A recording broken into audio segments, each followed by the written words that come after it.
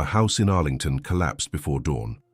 Not due to a structural failure, not a gas leak and not a construction flaw, but because a rebel-manufactured drone traversed over 400 miles of federal airspace completely unintercepted and struck a residential neighborhood less than 12 miles from the White House lawn. The war that President Michael Roberts' administration had described for 3 years as a distant special security operation had, in the early hours of that morning, landed squarely in the backyard of the DC middle class, and the deafening sound of that explosion carried a strategic message that no Department of Defense spokesperson could ever silence with a press briefing. 12 miles. That was the distance between the point of impact in Arlington and the very center of American political power.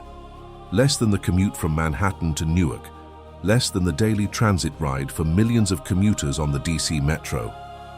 According to reports compiled by the separatist channel, the Rebel Tribune, and partially confirmed by federal military bloggers, the attack involved at least 6 long-range unmanned aerial vehicles, of which at least 2 penetrated the layers of anti-aircraft defense positioned around the nation's capital. A system that, according to estimates by analysts at the Rand Corporation, had cost the federal government over $2 billion in upgrades since the onset of the invasion in 2022. The paradox was devastating in its stark simplicity. Each separatist drone that struck the greater Washington metropolitan area cost, according to estimates by the Center for Strategic and International Studies in DC, between $20,000 and $50,000 per unit, the price tag of a standard mid-size SUV on the domestic market. The Federal Air Defense System mobilized to intercept it, including state-of-the-art Patriot and THAAD missile families, burned through anywhere from $500,000 to over $1 million per launch. The arithmetic was absolutely unforgiving. For every dollar the rebels spent on the offensive, the federal forces were bleeding between $10 and $24 on defense. And right there lay the first layer of the paradox that the White House planners hadn't fully calculated. The more efficient the federal air defense became, the faster it would deplete the stockpiles of interceptors that were, simultaneously, the only viable shield against a much more dangerous adversary in the administration's strategic calculus, the Global Coalition Alliance. But the true impact of this operation went way beyond the raw numbers on the battlefield. What Arlington represented wasn't just an isolated incident. It was the culmination point of a methodical, creeping escalation that the separatists had been orchestrating over months, with strikes inching progressively closer to the political center of gravity. Refineries in Baltimore, supply depots in Richmond, military installations in Norfolk. Each previous target had served as a live-fire operational rehearsal to probe the real boundaries of the federal air defense umbrella, and every single test had laid bare the exact same vulnerability. The very systems designed to blow manned aircraft and high-altitude ballistic missiles out of the sky were showing critical blind spots against swarms of low radar signature drones cruising at altitudes below 300 feet, barely clearing the roof of a 30-story office building. Think carefully about what this math actually means on the ground.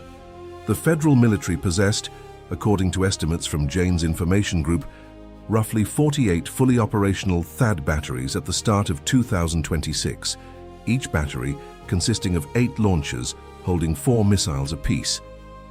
The nominal total stood at 1,536 interceptors armed and ready to fire.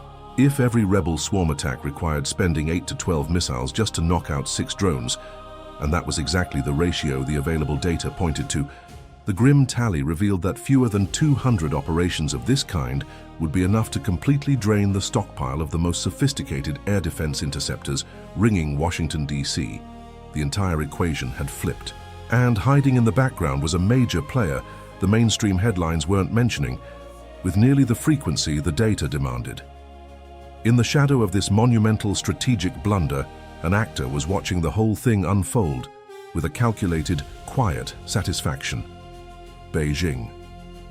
The Eastern superpower, the largest buyer of discounted federal crude oil since the international sanctions kicked in, soaking up, according to data from their General Administration of Customs, over 2 million barrels a day at prices between $15 and $25 below the Brent benchmark, understood perfectly well that every single dollar Washington blew on defending its skies was a dollar that wouldn't be invested in modernizing the federal armed forces for any scenario outside the rebel conflict. The federal military's heavy entanglement on the separatist front was, for Beijing, an ironclad strategic guarantee that its massive geopolitical rival would remain drained, heavily indebted, and reliant on their backing for at least another solid decade. The file was growing thicker, and files like that don't come with an expiration date. Take a step back for a second and look at the broader picture. General William Hayes, the same hardened officer who had been handpicked to overhaul the federal air defenses after the initial drone strikes on DC back in 2023, and who carried a dual reputation for sharp tactical competence and sheer operational brutality, wasn't just the emotional protagonist of this analysis. He was the investigative coordinate for exactly what the federal defense grid was chewing through in both reputation and resources with every single failure. His sudden removal from active command, according to leaks published by the Washington Post and insider sources near the Pentagon, had left a gaping coordination vacuum between the different overlapping layers of the capital's air defense, a blind spot that separatist planners, heavily fed by foreign intelligence data, had pinpointed and exploited with surgical precision. But there was another layer we haven't even touched on yet, and it completely changes the fundamental nature of this analysis. The psychological dimension of the Arlington attack was operating on a wavelength that absolutely no cost-benefit spreadsheet could ever fully capture. Since the very beginning of the invasion, the unspoken social contract between the White House and the affluent populations of Washington, D.C. and New York City, the two coastal hubs that concentrated roughly 30% of the nation's gross domestic product, could be boiled down to one simple, unwritten rule: support the war effort, or at the very least, stay quiet about it, and the war will never, ever reach your doorstep. Every drone that detonated in Arlington, in Bethesda, in Alexandria, the quiet, leafy commuter towns housing the engineers, the mid-level bureaucrats, and the government managers who kept the federal machine grinding along, was a glaring crack in that very contract. And cracks in social contracts, as history has shown us time and time again, cannot be patched up with glossy speeches on state-syndicated television. The historical analogy that captures this dynamic most accurately isn't the Blitz of London in 1940, even though that's the tired comparison foreign analysts kept repeating on a loop. It's the corrosive effect of the Allied bombing campaigns over German industrial cities starting in 1943, not the massive fiery raids on Hamburg or Dresden, but the relentless, localized, persistent strikes on mid-sized towns like Schweinfurt and Regensburg, which never managed to shatter civilian morale in one fell swoop, but progressively eroded the public's baseline trust in the regime's core ability to protect the homeland. Those attacks didn't end the war all by themselves, but they engineered the exact internal political climate in which open resistance to the regime became an actual, thinkable thought for everyday citizens who, up until then, had considered it entirely impossible. And right there was what that specific layer revealed about Arlington. The real damage wasn't buried in the smoldering rubble of the collapsed house. It was embedded in the terrifying question every single resident on that street would be asking the very next morning. If the multi-billion-dollar system that promised me absolute safety can't stop a $20,000 remote-controlled toy from blowing up my neighborhood, what exactly can this system actually do? And that brings us to the ultimate question that no talking head was answering with nearly enough clarity. The cumulative price tag of the air defense grid protecting the greater Washington area, factoring in interceptors, early warning radars, personnel, and endless maintenance, had, according to projections from the Center for Defense Strategy and Technology in D.C., blown past the $6 billion annual mark by 2026, eating up roughly 4% of the entire federal military budget. 4% of the defense budget of a nuclear-armed superpower spent exclusively on shielding a single city against drones that cost less than a down payment on a one-bedroom apartment in the very outskirts of that same city. The federal government simply cannot sustain this financial hemorrhage indefinitely, and whenever that clock finally runs out, it's going to dictate the future not just of one nation, but of the entire continent. Pull the camera all the way back. And what comes into focus is a vastly different picture than the one the evening news broadcasts were feeding you. The separatists weren't trying to level Washington, D.C. to the ground.